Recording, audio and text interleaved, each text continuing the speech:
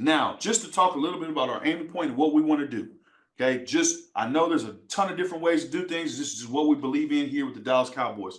As I'm setting this defender, so Zach Martin's going to start off. So remember, we started with the touch punch with a two-hand punch. So we're going to start this drill with a two-hand punch, and we're going to transition the same. So a two-hand punch, and then a two-hand punch transition.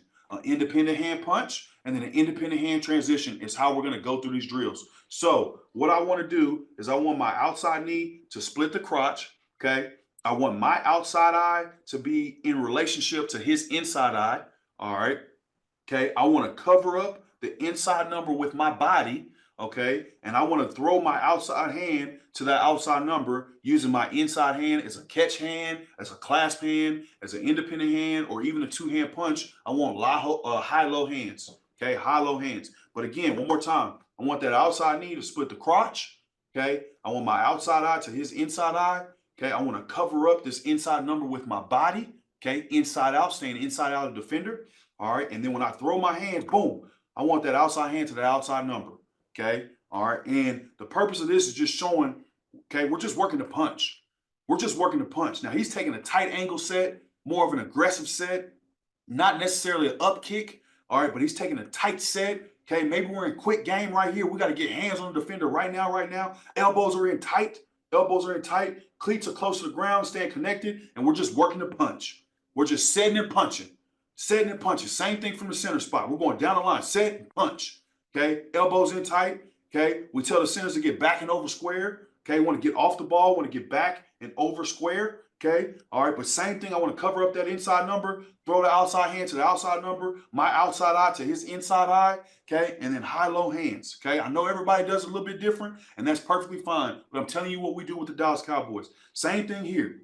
Okay. Same thing here. Now, in my mind, Tyler Smith, I put this on here. I want you guys to see this. This, in my mind, is strike to strike. I don't know if y'all are old school, but I'm so thankful to be coaching for the Dallas Cowboys for two reasons. Number one, America's team, and yes, I do believe it. Okay, America's team, and I'm thankful to be able to do it. But number two, I love, as an O-line coach, I love the fact that we got stripes down the middle of our helmets. Why? Because for a coach, it always gives you a great idea of where that hat placement is. Right? So reminder, I want the outside knee to split the crotch. I want the outside knee to split the crotch. All right? I want the outside eye to be in relationship with the inside eye. Okay? On my outside hand, I want to cover up that body with the inside number. On my outside hand to attack the outside number. Okay? I want you to see this right here. In my mind, Tyler Smith, who's a dynamic offensive lineman, is stripe to stripe. He's too square. He's too square. What is he inviting? Two things: the bull rush or the inside move. The bull rush or the inside move, he's too square. Okay? Coaches, okay, you're watching film with your guys. Slow it down. Talk ball with them. I know there's so much information that you got to get out to them, but it's okay. This outside knee is not splitting the crotch. It's outside his outside knee. We don't want that. Okay, but I just want to give you an example of dynamic offensive lineman. I mean, this is a two-time Pro Bowler who's going to be a one-day, I'm speaking into existence, is going to be a Hall of Famer one day. Okay, we got to break down his pass that he's going too far. Okay, so now, just want to give an example. All right, I want to show you guys good and I want to show you guys bad. And there's nothing wrong with that because you got to know a starting point. You got to have something to learn from. Now we're going to the punch transition, just like we did on the touch punch. So now Zach is going to set the defender, two-hand punch, and then the defender's going to work inside. Okay, so transition, boom.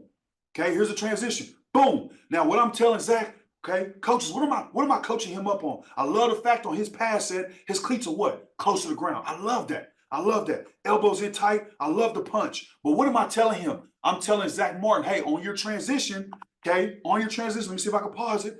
Let me see keep that cleat close to the ground. Keep that cleat close to the ground. Keep it close to the ground. Okay, locked in on that weight distribution. And so you're asking me, well, coach, what do you do to tell him to keep his cleat close to the ground? How do I know, you know what I'm saying, weight distribution? How do I give him keys to that? Go back to the pole drill. Go back to the pole drill, coaches. Okay, so I got a pole. Okay, as he takes his pass set, that pole is flat. Look at that. Look at that Martin right there. Zach Martin, great. Look at that pole. It's flat across his back. I want you to watch that transition and watch that imaginary pole. You got to be able to visualize it, coaches. You got to be able to see it. I want you to watch that pole. Watch that pole sink. Look at that transition.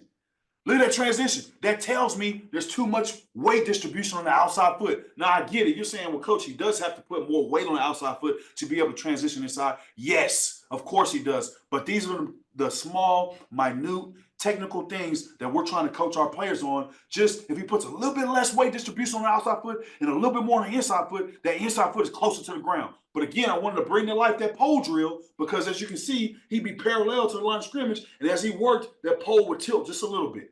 Okay, that's why everything has a progression. Every drill that you do, coach, you should be able to do two things. Number one, it should have a progression. And number two, it should come to life when you watch the game film. It should come to life. Here we go from the center spot. Kick the power transition.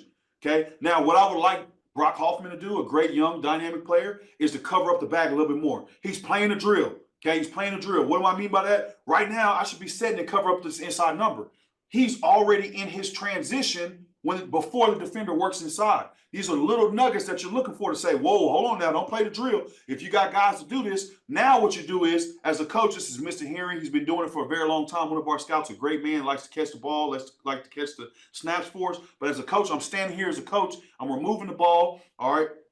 Or I'm standing next to him and I have the defender's eyes on me. If you saw the last one, if you saw the last clinic, it's kind of like the second reaction drill where your eyes are on me and you stay giving vertical momentum and you work up the field until I give you a reaction. And that's when you move. If you have guys that play the drill, like right here, he's transitioning his hips before the transition of the defender. That's not what you want. But again, man, I want to show you good and bad coaches. I want you to be able to learn from good and bad, okay? All right, Tyler Smith right here. Okay, kick the power transition. Again, he's transitioning. I love the timing of the transition. I just don't love the first step. In my mind, the first step is outside, okay, is outside the framework of his body, okay? Is outside the framework of his body. I love the transition. This is not bad as far as keeping his cleats, trying to keep him close to the ground. I love the backside knee, but his first step was too big. First step too big. If you remember the last one we talked about when we had Tyler Smith, okay, we wanted the outside knee to split the crotch, and he had overset. So what I should have done as a coach is I should have addressed it sooner before transitioning to this drill. That way, when we get to this drill, we don't get him using footwork like this. Okay, but again, I'm going to show you good and bad. I'm going to show you good and bad. Okay, now we're working the independent punch. Okay, so now we're back to the top. Again, bringing the touch punch to life. Okay, working the independent punch. Okay. Okay, boom, boom, right, left. Boom, boom, right, left. Okay, I'm going to go down the line. Boom, boom, right, left. I'm going to move faster. Left, right. Here we go. Boom, boom, independent punches. Boom, boom, independent punches. Okay, now we transition independent punch drill.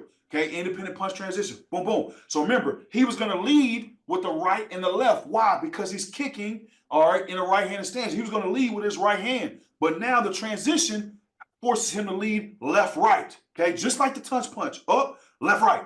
Okay, that's a better job on his transition right there, keeping the inside cleat closer to the ground. And in my mind, okay, I love to talk progression. I love to bring other drills into new drills or other upcoming drills. If there was a pole right here, watch his transition. Watch his, oh, look at that pole. The transition, look at that pole. This cleat is cleaner and much closer to the ground because the pole doesn't tilt, okay? Bring those drills to life, men.